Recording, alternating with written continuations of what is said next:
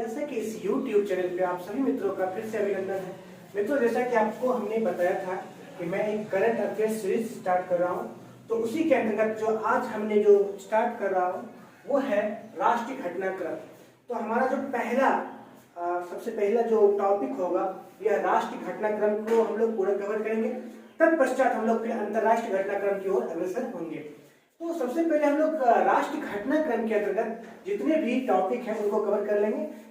इसके पश्चात हम लोग आगे बढ़ते चले जाएंगे। तो मित्रों, आज जो हमारा सबसे पहला खबर होगा वह राष्ट्रीय घटनाक्रम के अंतर्गत पहला खबर है, यह है जेवर। मित्रों, जेवर क्या है? ये जेवर क्या है? ये जेवर जो है नोएडा में जो है एक एयरपोर्ट बन रहा है, अंतरराष्ट्रीय हवाई अड्डा बन रहा है। ठीक है, तो नोएडा में एक हवाई अड्डा बन रहा है जिसका नाम रखा गया है जेवर। ठीक है, तो यह जेवर का जो है प्रधानमंत्री ने शिलान्यास किया था नवंबर में। और यह जो जेवर बनेगा यह दुनिया का चौथा, मतलब पूरे वर्ल्ड में इसका जो एरिया होगा वो चौथे स्थान पे होगा। इससे ऊपर केवल 3 एयरपोर्ट ही होंगे जो जिसकी की एरिया काफी अधिक होगी। तो यह जो होगा चौथा होगा, और वहीं एशिया का यह जो है सबसे बड़ा एयरपोर्ट होगा। अर्थात जेवर जो होगा यह एशिया का सबसे बड़ा एयरपोर्ट होगा और दुनिया में इसका जो स्थान होगा वह चौथा होगा। यह मित्रों अभी जारी नहीं हुआ है, 2024 से उम्मीद है कि यह जारी हो जाएगा और 2030 तक यह जो है पूर्ण रूपेण अपने वास्तविक स्वरूप में आ जाएंगे। ठीक है, तो यह जो बन रहा है कहां पे बन रहा है मित्रों? ये उत्तर प्रदेश के नोएडा में यह एयरपोर्ट बन रहा है।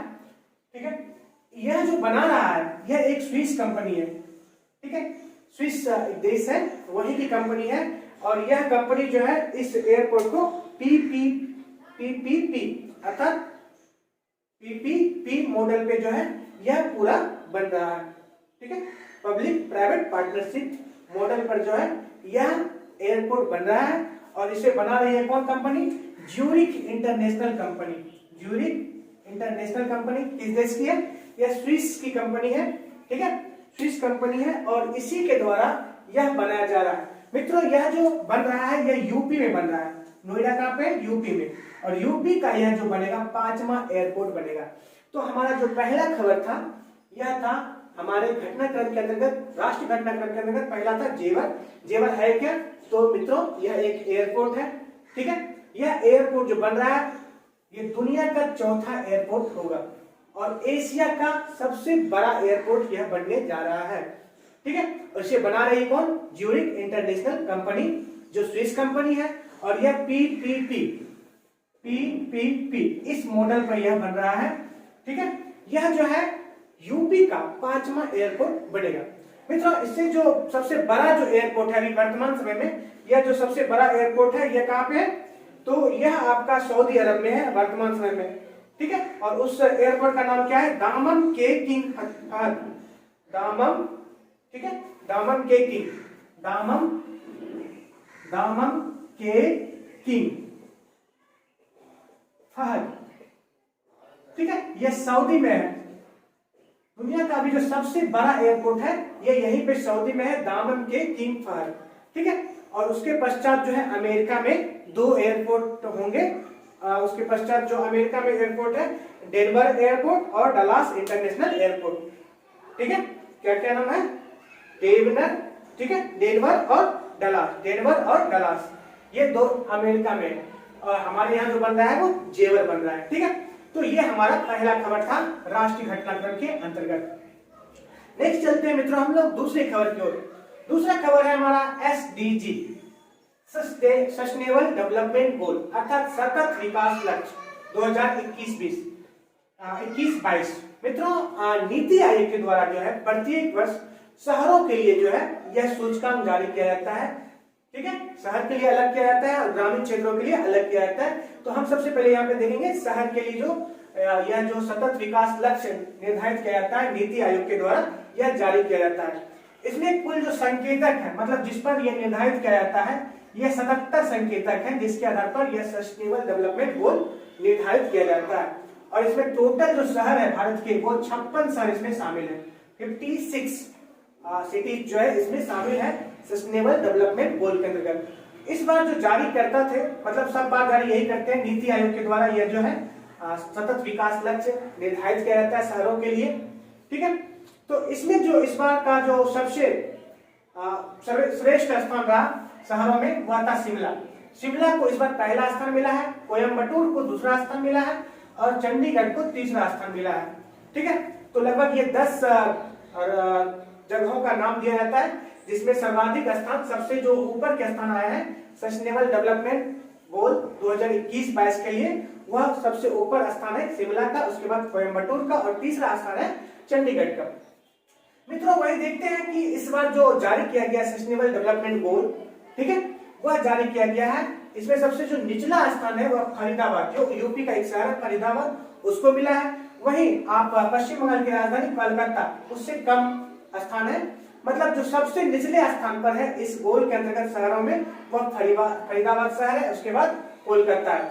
ठीक है मित्रों, इसमें सबसे अधिक पूछने के चांस यह रहता है कि ये सस्टेनेबल डेवलपमेंट गोल शहरी क्षेत्रों के लिए जारी करता कौन है, तो नीति आयोग है। इसमें कुल संकेतक कितने हैं, तो 77 संकेतक होते हैं और इसमें शामिल शहर की संख्या कितनी है, 56। और ये जो निर्धारित किया जाता है, ये जो 77 संकेतक है, इसमें से कुछ संकेतक हम बता देते हैं आपको। ये भुखमरी के बारे में देखा जाता है कि कितना भुखमरी है उस शहर में, गरीबी देखा जाता है उस शहर में कितनी गरीबी है, साथ ही साथ स्वास्थ्य क्षेत्र देखा जाता है, स्वास्थ्य के क्षेत्र में देखा जाता है कि कितना वहां पे क्या स्थिति है, लैंगिक समानता वहां पे कितना है, यह चीज जो है इन सभी चीजों को देखा जाता है उस शहरों के अंतर्गत। ठीक है, तो ये हमारा दूसरा न्यूज था। पहला न्यूज था जेवर, दूसरा news SDG sustainable development goal 2021-22। ठीक है,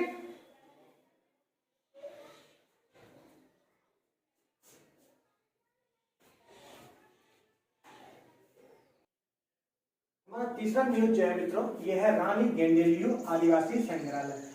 ठीक है, तो रानी गेंडेलियो आदिवासी संग्रहालय जो है यह मित्रों अमित शाह जी के द्वारा जो है इसका उद्घाटन किया गया।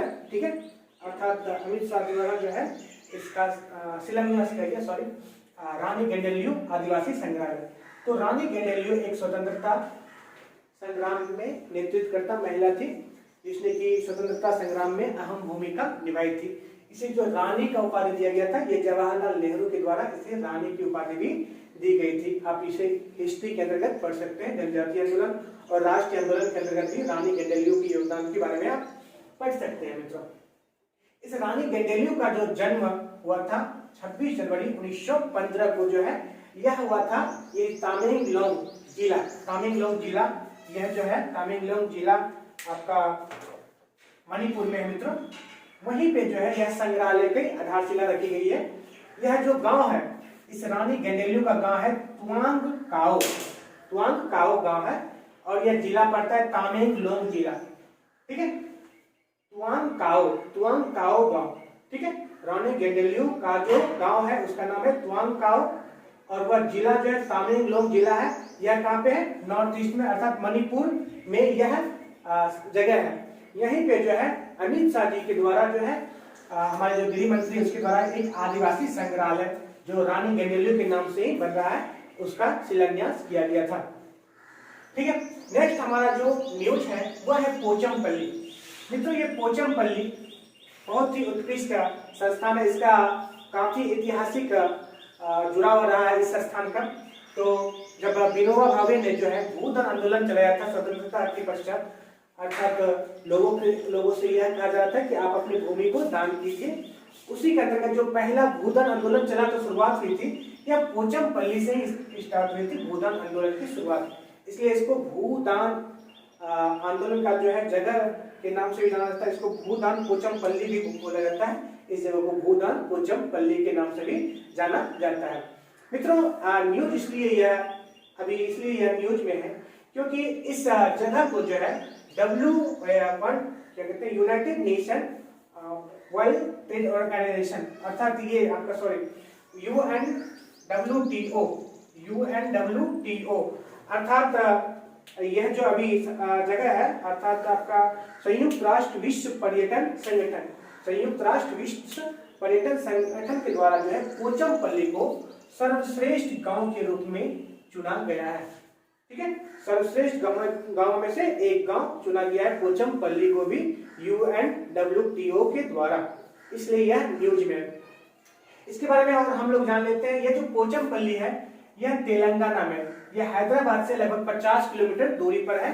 तेलंगाना का एक गांव है नलगोंडा जिला, ठीक है, नलगोंडा जिला में पड़ता है यह गांव पोचमपल्ली। यहाँ पे मित्रों मशहूर साड़ियां सब बनती है।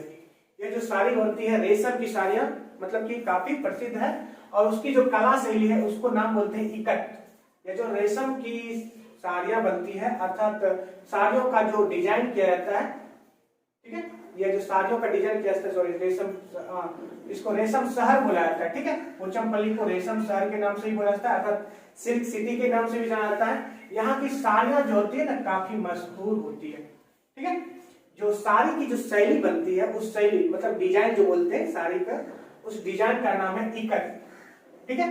तो पोचमपल्ली में जो साड़ी बनती है उसकी शैली क्या है, इकट। और इसी इकट को जो है 2004 में भौगोलिक संकेतक अर्थात GI टैग भी मिला था इकट शैली को। तो ये हमारा फोर्थ न्यूज था। मित्रों आपको ये बता दें, यह जो भूदान आंदोलन चला था यह 18 अप्रैल 1951 को विनोबा भावे जी के द्वारा चलाया गया था भूदान आंदोलन। और भूदान आंदोलन यही पोचमपल्ली गांव से स्टार्ट किया गया था, इसलिए पोचमपल्ली भूदान पोचमपल्ली भी बोला जाता है इस जगह का नाम, ठीक है। तो यह था आपका कहां पे, तो नलगोंडा जिला में है पोचमपल्ली, अर्थात यह तेलंगाना हैदराबाद से 50 किलोमीटर दूरी पे है। यह साड़ियों के लिए मशहूर है, इसे सिल्क सिटी भी बोला जाता है। और ये जो कपड़ा बनता है अर्थात जो साड़ी बनती है उस शैली का नाम है इकट, ठीक है। इसको WTO अर्थात यूनाइटेड नेशन WTO, ठीक है, यूनाइटेड नेशन WTO जिसको बोलते हैं, पूरा नाम अगर बोला जाए तो इसका पूरा नाम क्या है, संयुक्त राष्ट्र विश्व पर्यटन संगठन, संयुक्त राष्ट्र विश्व पर्यटन संगठन, ठीक है, united nation world tourist organisation, इसको बोला जाता है। इसने जो है पोचमपल्ली को सर्वश्रेष्ठ गांव के रूप में चुना है। तो ये हमारा चौथा न्यूज था। टोटल हम मित्रों आज 10 न्यूज को कवर करेंगे और इसी 10 न्यूज के अंतर्गत 10-10 न्यूज हम डेली कवर करते जाएंगे। पहले हम लोग अभी नवंबर तक का पूरा न्यूज ले रहे हैं, तत्पश्चात हमारा जो दूसरा सेक्शन चलेगा फिर से हम लोग फरवरी तक का कवर करेंगे, पूरा फरवरी या मार्च तक का पूरा लगभग हम लोग कवर कर लेंगे। नेक्स्ट जो मतलब कि पहले हम लोग एक तरफ से पूरा घटनाक्रम जो आपको हमने बताया था फर्स्ट वीडियो में उसको कवर करेंगे, तत्पश्चात राष्ट्रीय का जो भी होगा फिर से हम जो है एक अलग सीरीज चलाएंगे जो कि आपका जनवरी से लेके वो होगा फरवरी तक का एक अलग सीक्वेंस के रूप में, ठीक है। तो नेक्स्ट हम न्यूज देखेंगे 5वां न्यूज। मित्रों हमारा 5वां न्यूज जो है वो है रेजांग ला वार मेमोरियल। मित्रों यह 1962 के भारत चीन युद्ध से संबंधित एक मेमोरियल बनाया जा रहा है, एक स्मारक बनाया जा रहा है, वह लद्दाख में स्थित है, ठीक है। तो 1962 में जो है चीन के कुछ सैनिक जो है भारत के जो रेजिमेंट थे कमाऊ रेजिमेंट, उसमें आकर जो है भारतीय सैनिकों की वहां पे निर्मम हत्या की गई थी। उसमें जो मेजर थे शैतान सिंह, उसके नेतृत्व में भारतीय सैनिक थे, जिसमें कि मेजर शैतान सिंह के साथ साथ 98 शहीद उसमें जो है उस वार में जो है मतलब उस युद्ध में डेथ कर गए थे। तो उन्हीं के बरसी में, उन्हीं के वर्षगांठ में जो है रक्षा मंत्री के द्वारा जो है भारत चीन युद्ध के दौरान जो एक रेजांग ला की लड़ाई हुई थी, रेजांग ला ये जगह है रेजांग ला, ठीक है।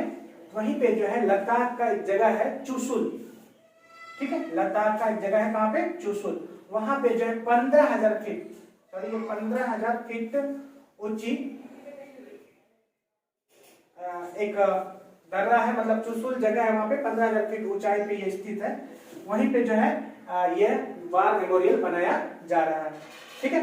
यह जो वार मेमोरियल है अर्थात ये जो आपका रेजांग ला दर्रा है, रेजांग ला दर्रा, यह स्पेंगुर दर्रा से 11 किलोमीटर दक्षिण में स्थित एक दर्रा है, ठीक है। स्पेंगुर दर्रा के 11 किलोमीटर दक्षिण में स्थित एक दर्रा है रेजांग दर्रा।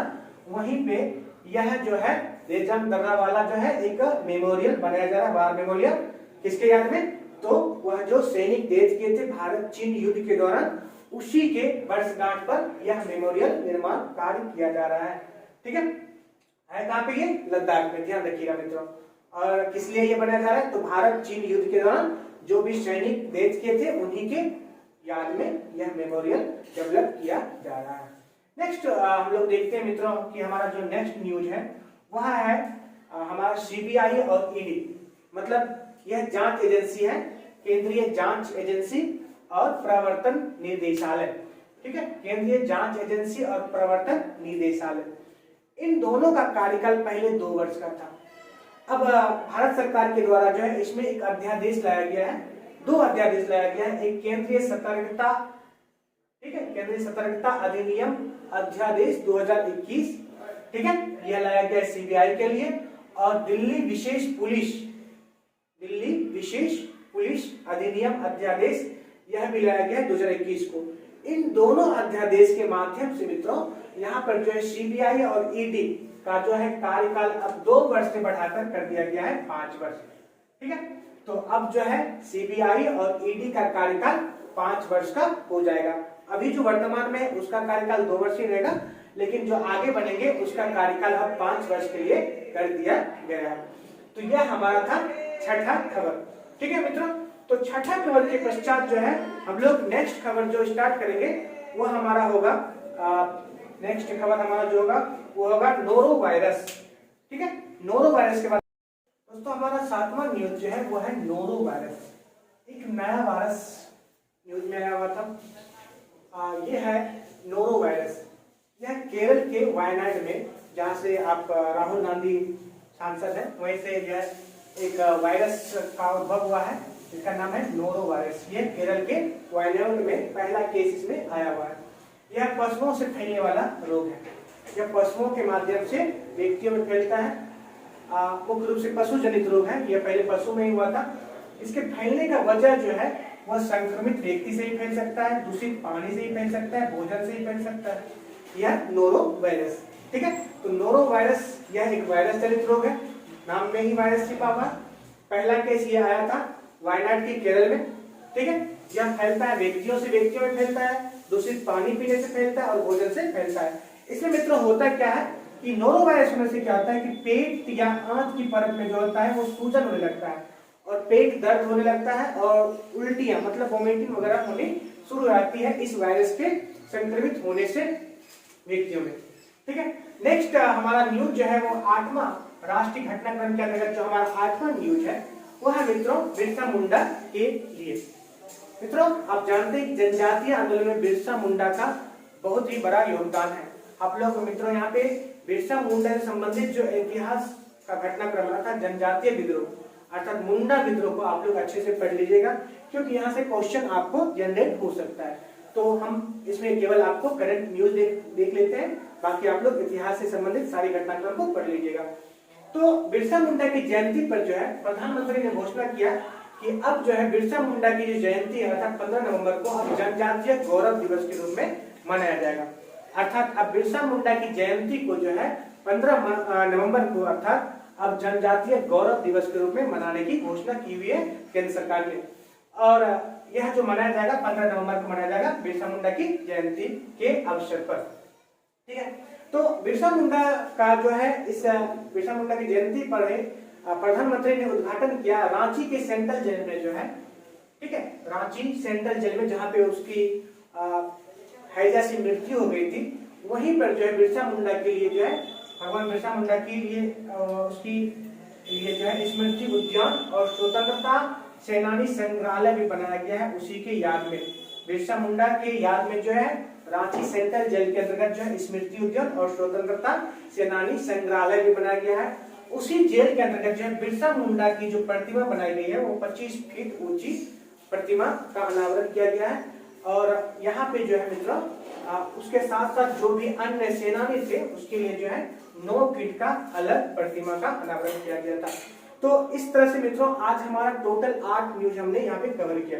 इसी तरह से डेली हम लोग जो है 8 से 10 न्यूज को हम लोग कवर अप करते जाएंगे और पूरा बीपीएससी तक जो है हम लोग फुल एंड फाइनल कंप्लीट रूप से पूरा करंट अफेयर्स रिवीजन कर लेंगे। तो आज के लिए मित्रों हम यहीं तक रहने देते हैं। नेक्स्ट वीडियो में हम लोग जो है यहाँ से नवा न्यूज लेते चलेंगे और पूरा हम लोग कवर करते जाएंगे और हम बीपीएससी के एग्जाम के होने के पूर्व ही लगभग 1 मंथ या 15 दिन पहले ही हम लोग पूरा कवर कर लेंगे और पूरा रिवीजन भी कर लेंगे।